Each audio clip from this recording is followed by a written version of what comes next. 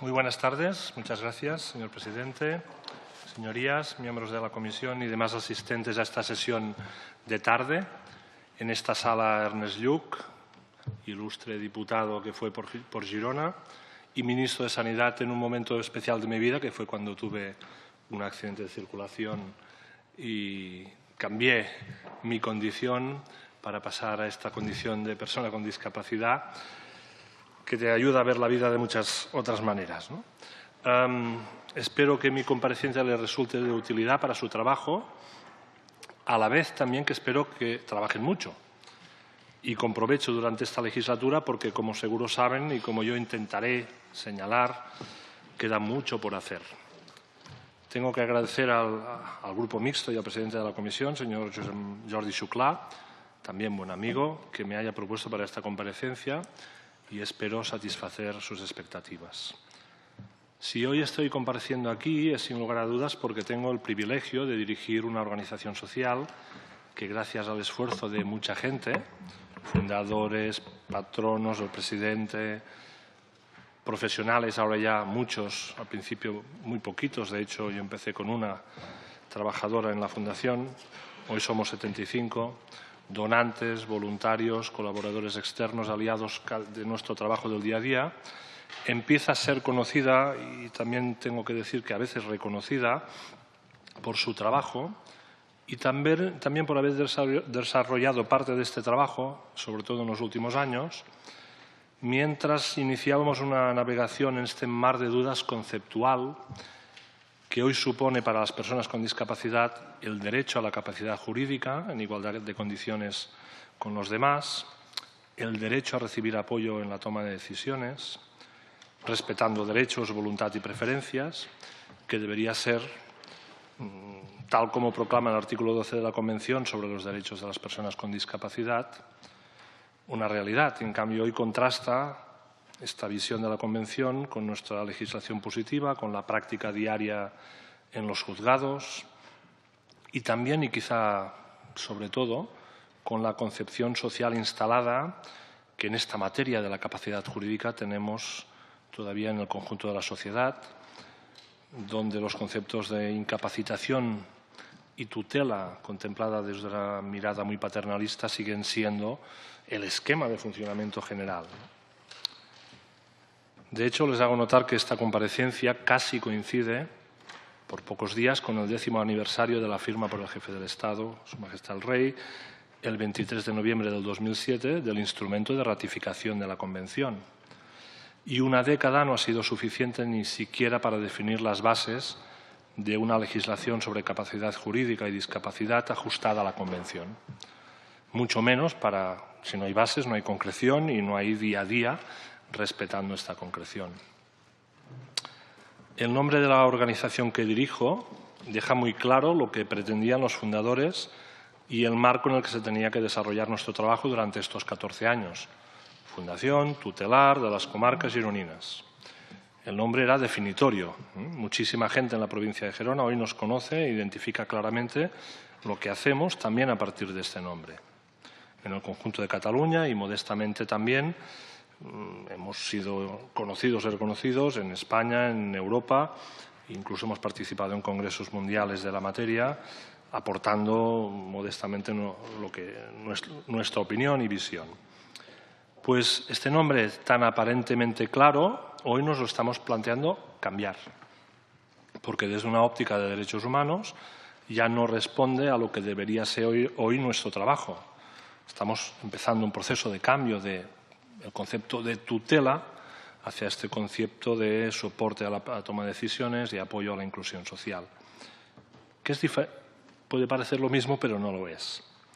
La Fundación se constituyó el 11 de abril del 2003, impulsada por un organismo de la Generalitat, que es el Instituto de Asistencia Sanitaria, que gestiona en Gerona servicios sanitarios, pero sobre todo el conjunto de la red de salud mental. Y en aquel momento incluía esta red de salud mental un hospital psiquiátrico con 500 personas ingresadas en larga estancia. No hace tanto, estamos hablando del 2003. Se pretendía iniciar una experiencia de desinstitucionalización y de modernización de la red para pasar a un modelo de salud mental comunitario que hoy podemos decir que ha sido un éxito. Hoy quedan en larga estancia en este hospital 25 personas porque se les ha propuesto alternativas, llevan tantos años y han decidido morir allí. Son personas ya muy mayores y que llevan decenas de años viviendo en aquel espacio. Es además les indico por si alguna vez tienen interés en desarrollar esta idea de la atención en salud mental de base comunitaria, ha sido reconocida en un proyecto europeo, se llama Refinement, como el lugar de Europa donde hay una menor utilización hospitalaria en salud mental, y esto sería un dato suelto, poco aclaratorio, si no fuera además el lugar donde hay una mejor seguimiento del tratamiento a 3 años vista después de la última hospitalización. Este dato, con el primero, es lo que da idea del trabajo que estamos haciendo en materia de salud mental comunitaria. En aquel momento la organización quería ojos de fuera que ayudaran a ver lo que pasaba dentro de este espacio asilar y cambiarlo. Y se ha conseguido cambiar. El impulso que dieron a la Fundación fue solo un impulso, no están en nuestro patronato, no forman parte de nuestra organización. En aquel momento en Cataluña, y hacía unos cuantos años, que se acordó, con un amplio consenso entre el Gobierno de Cataluña y organizaciones sociales del sector de la discapacidad, la salud mental, que el apoyo a través de la tutela a las personas que lo precisaran se haría desde el Servicio de Tutelas de Personas Adultas, no vinculados a la organización de la Generalitat, sino a través de un sistema de entidades de base pública, de base asociativa, cívica. El Gobierno fijó el marco de juego, el marco de financiación, la supervisión e inspección de estas organizaciones y se encargaba también de coordinarse con los juzgados para que nadie quedara al margen. Pero no hay una organización pública de tutela de adultos en Cataluña y no ha hecho falta por ahora. También se desarrolló, en el marco del Código del Derecho Civil catalán, un esquema que permitía el trabajo de la Fundación. Quedaba todo bastante claro. Código Civil, sistema de financiación y vinculación con el servicio público. Parecía que nuestro trabajo iba a ser, durante muchos años, un trabajo con un marco y un terreno de juego muy claro. La Fundación nació para asumir estas tutelas que hasta aquel momento asumía el hospital psiquiátrico, pero también, y desde el primer momento, el patronato tuvo muy claro que nunca rechazaría ningún cargo por ninguna circunstancia personal de la persona a proteger. Somos de las pocas organizaciones que asume sin ningún tipo de dificultad la tutela, curatela o cualquier cargo tutelar de personas con discapacidad intelectual, problemas de salud mental, circunstancias relacionadas con el envejecimiento o cualquier otra que haya supuesto un procedimiento por el cual tengamos que intervenir. Nunca hemos dicho que no a ninguna circunstancia, cuando la legislación autorizaría que pudiéramos hacerlo. Quizá es por esto que hoy somos la organización tutelar en Cataluña con mayor número de responsabilidades. Hay 70 entidades que prestan este servicio. Durante estos 14 años hemos gestionado responsabilidades tutelares alrededor de 1.439 personas a fecha de hoy. Tenemos unos 200 encargos de apoyo futuro, en caso de que se dieran circunstancias de faltar los padres, etcétera, o para personas que lo han designado por ellas mismas. Y en concreto estamos dando apoyo a 834 personas, la mayoría de ellas todavía a partir de la figura de la tutela, 430, pero con un número muy creciente de curatelas, 302, que les invito a contrastar con la proporción de esta figura de protección en otros esquemas, ¿no? También asumimos defensas judiciales tanto en procedimientos de protección jurídica como en situaciones singulares, administraciones patrimoniales en momentos en que hay tutores familiares, cargos derivados de medidas cautelares designadas por los juzgados, de protección personal o patrimonial, y está apareciendo ya con mucha intensidad la figura emergente que en el Código Civil de Cataluña constituye la asistencia, que es un apoyo a la toma de decisiones sin incapacitación, a petición exclusiva de la persona que necesita este tipo de asistencia, que puede además designar quién quiere que sea la persona o institución que haga este apoyo. Hoy gestionamos 27 figuras de asistencia respecto a 27 personas.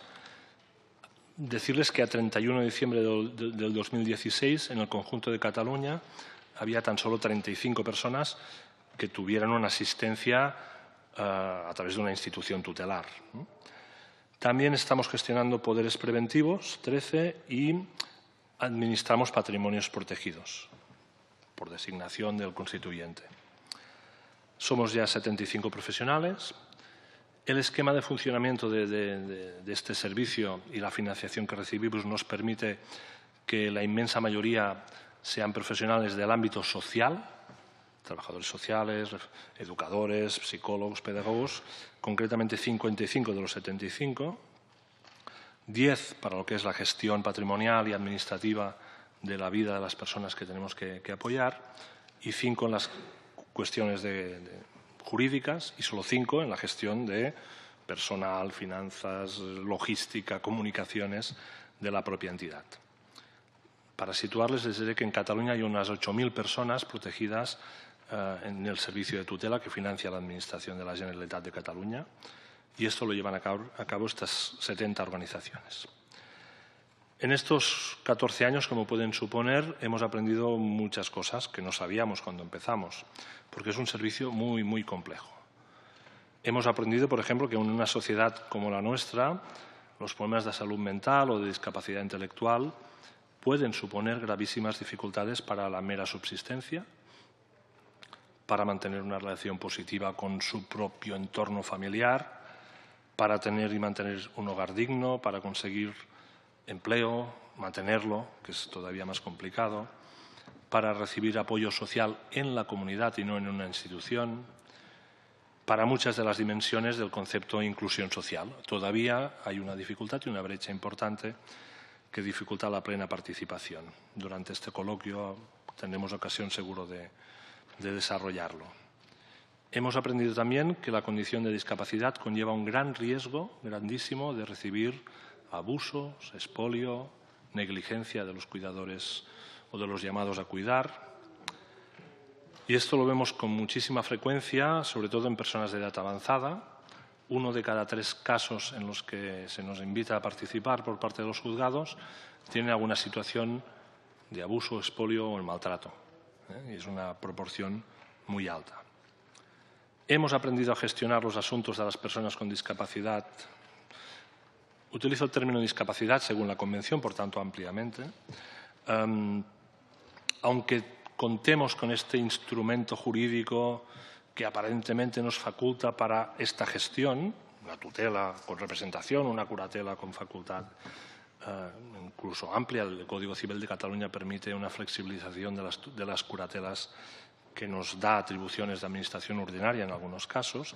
Incluso con esto no siempre es fácil, porque ni se reconoce evidentemente la capacidad de la persona, ni mucho menos se respeta siempre a quien tiene que prestar apoyo por mucha facultad jurídica aparente que tengamos. Supone también tener que enfrentarse a esta sociedad en la que hemos generado un volumen de burocracia que no es fácil. No es fácil para los que teóricamente decimos que entendemos de ello, mucho menos para las personas con discapacidad.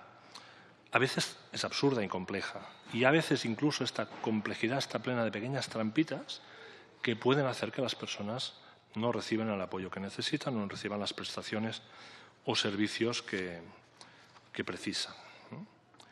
Hemos aprendido que es mucho más fácil para algunas personas con discapacidad o enfermedad mental que la sociedad destine recursos económicos para atenderlos en una institución que no destinar, no ya la mitad, una cuarta parte de los mismos recursos para la misma persona con las mismas necesidades para prestarle apoyo en su entorno comunitario. Las carteras de servicios en Cataluña, pero por lo que he podido contrastar, porque hemos compartido estas inquietudes con muchas organizaciones tutelares en España, tienden a la institucionalización. Y repito, para la misma persona, mismas necesidades, si vas a un centro con apoyo público puedes dedicar 1.500, 2.000 euros, incluso en algunas especialidades 3.000, y si esta misma persona decide que quiere quedarse en su casa y recibir apoyo en su casa, las mismas necesidades comportan 400 euros de la ley de dependencia, 500 de algún programa de inclusión, poco más. Esto es una de las cosas seguro que tendríamos que hablar para ver cómo podemos corregirlas. Y desafortunadamente también hemos aprendido que el estigma sigue siendo una barrera clara para la participación en la sociedad, la incomprensión, la inercia segregadora, excluyente, actitudes hostiles que dificultan que muchas personas puedan participar plenamente de la vida de su entorno, empezando por la infancia y la segregación escolar, y la no educación inclusiva, el ocio segregado, no inclusivo porque es difícil obtener monitores de apoyo, el trabajo, si es posible, pero en un 70% en centros especiales de empleo y no a través del empleo inclusivo, accesible y con apoyo en el corriente general del mercado, etcétera, etcétera. También entendemos muy bien, gracias a este trabajo de apoyo intenso que también hacemos a muchas familias, que no hay nada que quite tanto el sueño de unos padres de una persona con discapacidad que el miedo a qué pasará cuando no podamos apoyar a nuestro hijo, cuando no estemos nosotros para cuidarlo y protegerlo. Y, de hecho, atendemos a centenares de familias cada año intentando que nuestro conocimiento en materia de planificación de futuro les ayude a estar más tranquilos y a descansar un poco. De todo esto, a su disposición si creen que nuestra experiencia les puede ayudar en alguna cosa. Compartimos, repito, estas inquietudes con organizaciones en Cataluña, en el conjunto de España, en Europa y en el mundo, porque no nos pasa nada que sea exclusivo nuestro, está muy extendida todas estas dificultades. Y como les he dicho, nuestro nombre, que parecía tan claro hace unos años, Fundación Tutelar, pues hoy no lo vemos claro. Hoy creemos que tenemos que cambiarlo y, de hecho, ya tenemos propuestas sobre la mesa. ¿Cómo es que conceptualmente nos vemos invitados a cambiar el nombre? Pues por el impacto que ha tenido en el conjunto del movimiento de la discapacidad, en nuestro entorno, en el mundo entero, la Convención y los valores que se recogen en ella, el mismo principio del artículo 3, vinculando dignidad, autonomía, independencia en la toma de decisiones también, y sobre todo el artículo 12 de la Convención. Yo les supongo al tanto del contenido de este artículo 12, por lo que no voy a extenderme. También que esta Cámara ha legislado en 2 ocasiones para cambiar nuestro sistema legislativo respecto a capacidad. La primera en 2009, 25 de marzo, Ley 1/2009. El Gobierno, en el plazo de 6 meses desde la entrada en vigor de esta ley, remitirá a las Cortes Generales un proyecto de ley de reforma de la legislación reguladora de los procedimientos de incapacitación judicial, que pasarán a denominarse procedimientos de modificación de la capacidad de obrar, para su adaptación a las previsiones de la Convención. Bueno, unos años más tarde, 1 de agosto de 2011, Ley 26/2011, el Gobierno, en el plazo de 1 año, a partir de la entrada en vigor de esta ley, remitirá a las Cortes Generales un proyecto de ley para la adaptación normativa del ordenamiento jurídico para dar cumplimiento al artículo 12. Ya no era un cambio de nombre, ya se apuntaba que esto no era suficiente, que hacía falta algo más que cambiar nombres. Pero no pasó. Se han promulgado otras leyes desarrollando la Convención, que ni mucho menos voy a menospreciar, no solo faltaría porque son positivas, avanzamos, pero el núcleo duro de la Convención no nos hemos atrevido a tocarlo. ¿De qué hablo cuando hablo del núcleo duro de la Convención? Capacidad jurídica, tomar decisiones con apoyo, pero decisiones la propia persona. libertad, ingresos involuntarios, artículo 14, tratamiento involuntario. De todo esto podemos hablar si lo desean, porque creemos que hace falta. Mientras, ¿cómo estamos? Pues del último estudio que yo dispongo, no sé si hay más porque cuesta obtener datos, no somos dados a generar información que nos segregue este tipo de cuestiones. Es del 2013 y nos dice que en los juzgados se menciona la Convención en casi todas las sentencias. Artículo 12. Los fiscales no piden la incapacitación. Determinación de la capacidad jurídica y medios de apoyo y salvaguardas adecuadas para su ejercicio. ¿No?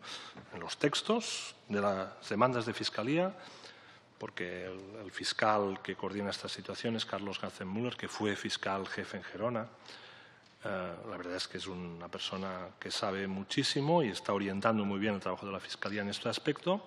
No piden incapacitación, pero las sentencias que invocan la Convención, porque tienen que hacerlo en sus fundamentos de derecho, acaban con incapacitación y en un 95% en el caso del conjunto del Estado, de 50.000 procedimientos del 2013, en un 95% con tutela total.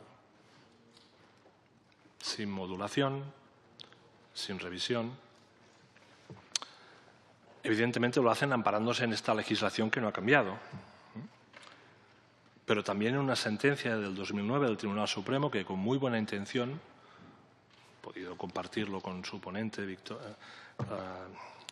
que está en el Tribunal Constitucional, Esperanza Roca, en aquella famosa sentencia del 29 de abril del 2009 se concluyó indicando que había una propuesta de reforma legislativa reciente que podíamos seguir utilizando tutela y curatela como instrumento de apoyo, de salvaguarda de derechos y que no quedaba claro por otras modificaciones de ordenamientos jurídicos en Europa, incluso en el mundo, que esto de la Convención tuviera que